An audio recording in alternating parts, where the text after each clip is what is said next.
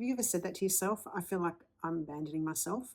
And you sort of know because you can feel it in your body, right? Your body is just like, "Ugh," and you know that something's not right. I used to say that to myself all the time.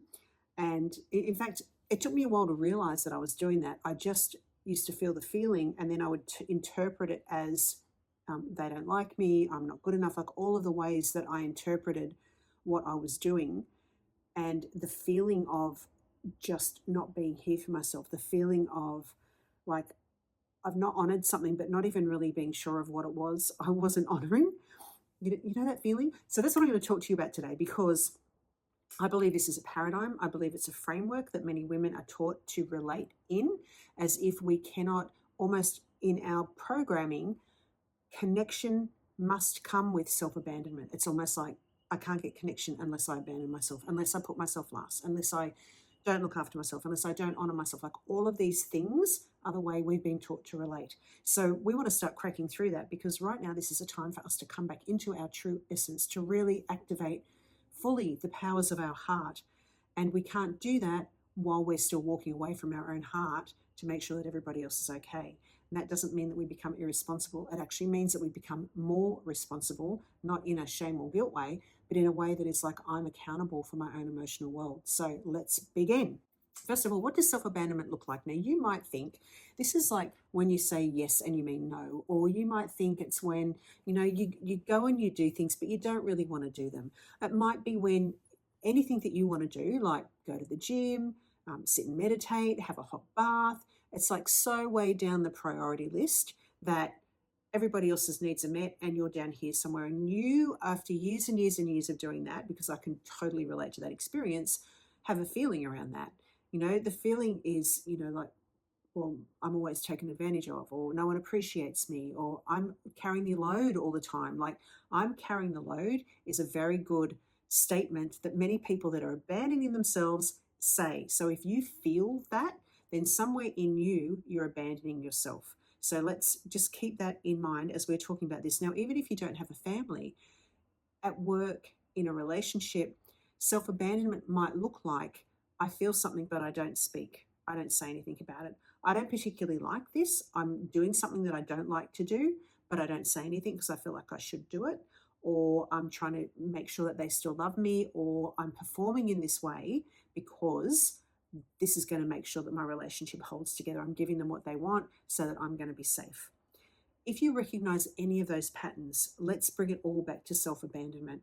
And I want you to know that you're not broken, that there's nothing wrong with you. This is actually a structural thing, which is great because when you understand that self abandonment has everything to do with the structure, like the framework within which I relate to other people and myself, then we just change the structure, right? Like it's not about, having to do any, I mean, yes, healing and working on the wound all comes into it, but it's like you can do all that and you can understand all that and you can have all these insights, but you still abandon yourself. It's more about really understanding how I'm in relationship and changing that operating system. So I talk about a new relational operating system. The one that we've been taught to be in is one where we feel something, move into our head, try and deal with a feeling, try to fix the outside world so that we end up feeling okay on the inside. But over time, all that means is we've walked further and further and further away from ourselves. We often feel disconnected. We often have relationships that, let me say that again, we often have relationships that feel like they're flatlining. There's not a richness, a juiciness to our relationships because we're in a pattern of relationship from our head that's trying to control the situation and make things work so we feel okay, as opposed to staying in our body, really, really opening our heart, really activating the full juiciness, the nectar of our heart. Let's call it a nectar because that's what happens when we start to live in this fully activated heart. And that makes our relationships richer, makes our lives feel more connected. So they're the two different operating systems. If I always feel like I'm abandoning myself, well, why is that? Why is that when you know that it's really not the right thing to do? You know that it doesn't serve you. You know that it ends up making you feel bad. You know that over time, this might be all about your attachment pattern. You understand it, but you still can't stop that feeling in the moment. So I want to tell you why that happens and I want to give you some solutions. If you recognize that there's something in you that has the capacity to not abandon herself. And I actually have a client that really exemplified this for me the other day.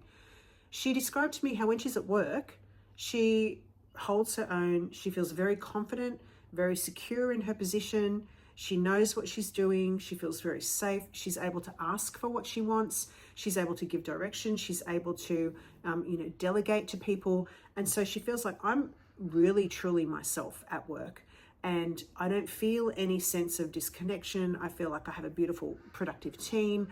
And then I come home, and when I'm at home, I feel unappreciated. I feel like I actually just do things that I don't want to do. I feel like I'm not saying what I need to say. I feel over-responsible, like I'm taking responsibility for other people's emotional world. I'm taking responsibility for other people's inability to step up and do what they need to do. I'm sort of getting in and just, I'll just do it because it's easier. Or wanting to control things in the personal relationships so that they stay a certain way, so that it feels okay for us. So I want you to be aware that sometimes we do have areas in our life where we actually are really have this inner standing, and we feel like we're pretty unshakable, that we can really honor ourselves and we can speak what we need to speak. But there are other areas where that may not be the case.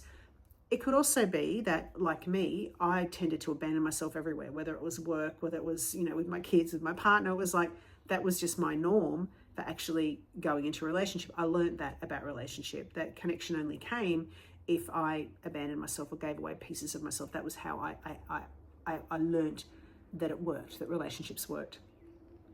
At this point, I want to introduce you to the concept of inner standing. So have you ever felt, and I'm sure that there would have been a time in your life that you felt so deeply connected with yourself, like so really here, really present. There might have been a time where you had to make a decision and you sort of had a really deep inner knowing, like this unshakable, unquestionable knowing that actually drove your action, drove your decision in that moment. It could also be this sense of presence, of wonder, of calm, of peace, of everything's okay right here, right now. That essence, that visceral feeling, that feeling experience, which is felt in the body, is the true essence of us. It is like that power that resides within us, this unshakable force that exists within us, that we all have access to. What our conditioning has taught us is not to go there to meet our needs, but to actually go outside.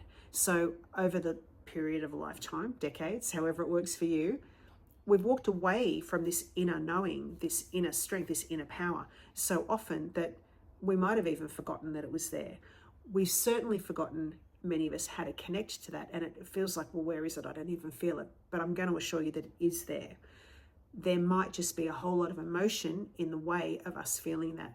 Every time I abandon myself, remember, I abandon myself when I have a feeling, I jump into my head and I'm trying to control the outside world to create connection, to get rid of my feeling.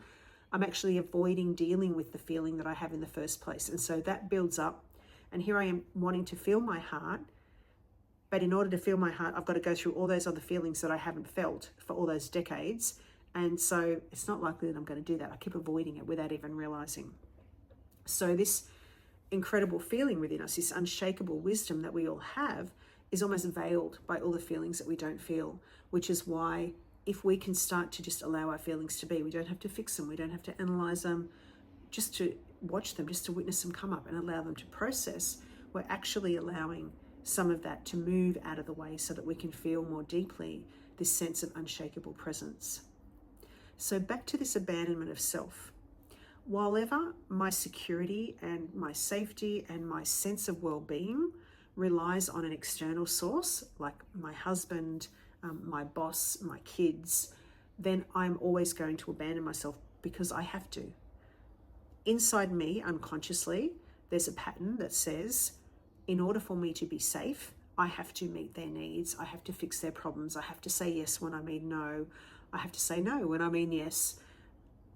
Inside me, I cannot feel safe unless this outside world is appeased, is okay with my existence.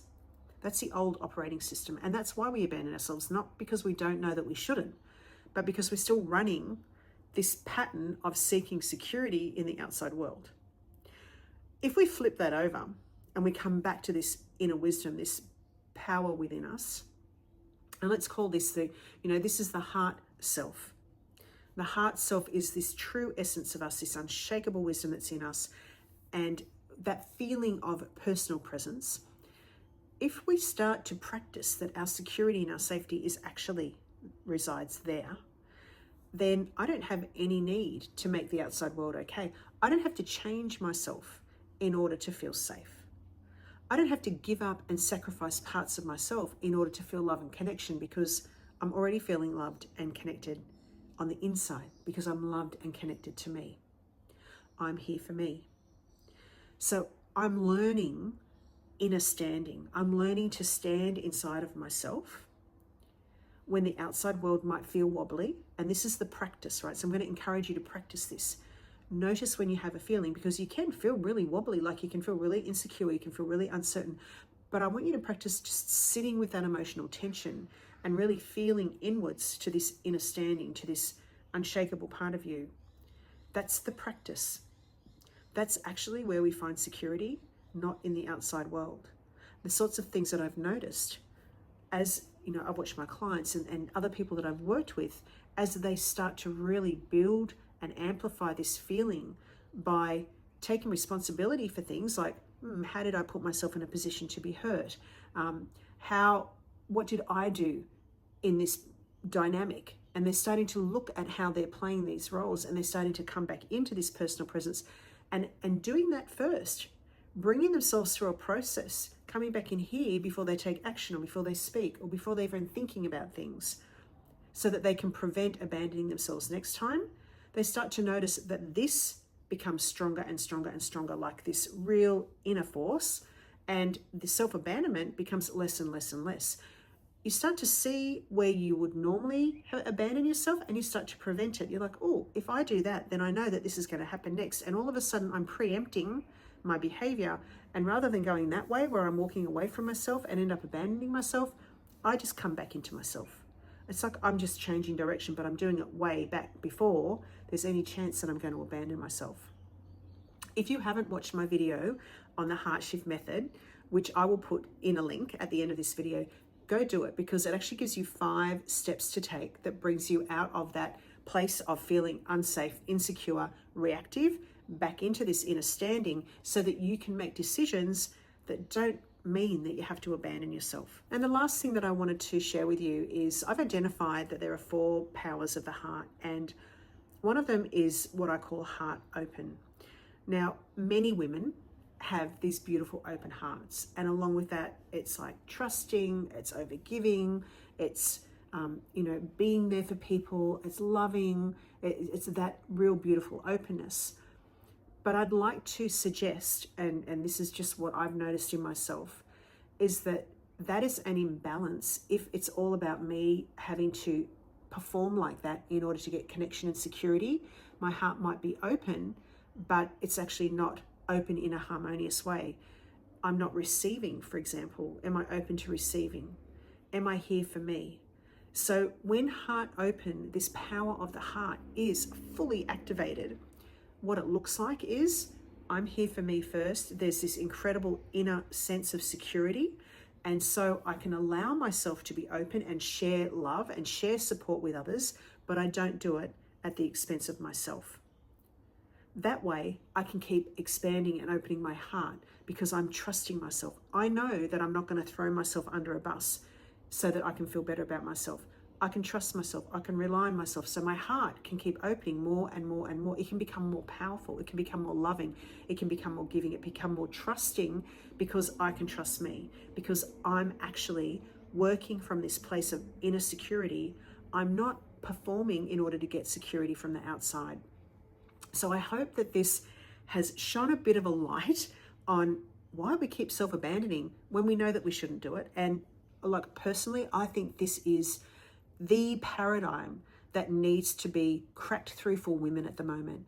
It's really breaking through this conditioning that the felt sense of security and safety can only be found inside of us when we reconnect to the truth of who we are. Until we do that, we are still going to be operating in this paradigm where we have to give away our power to feel secure and safe. That to me is an old paradigm which really doesn't serve us anymore if we're ready to be true to ourselves, if we're ready to fully bring our greatest self-expression onto this planet. I'd love to invite you to do the Alive Heart quiz, which I'll put a link in. Go and do the quiz because that talks about the 4 heart powers that I've identified and how we can actually start to amplify them. Sending you love.